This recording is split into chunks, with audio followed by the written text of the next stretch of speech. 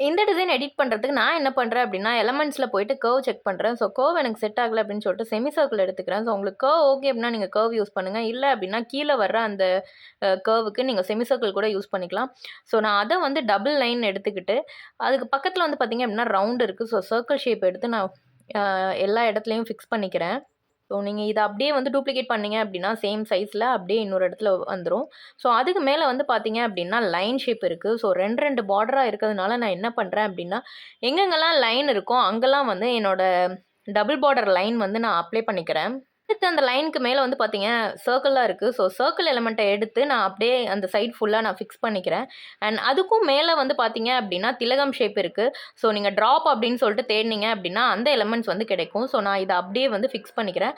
அதுக்கு மேல இருக்கிற கொடி டிசைன் வந்து நம்ம வந்து ஃப்ரீ ஹேண்ட் டிசைன் வச்சு தான் ட்ரா பண்ணணும். ஸோ ப்ளஸ்ஸ கிளிக் பண்ணீங்க அப்படின்னா, அதில ட்ரான்னு ஒரு ஆப்ஷன் இருக்கும்.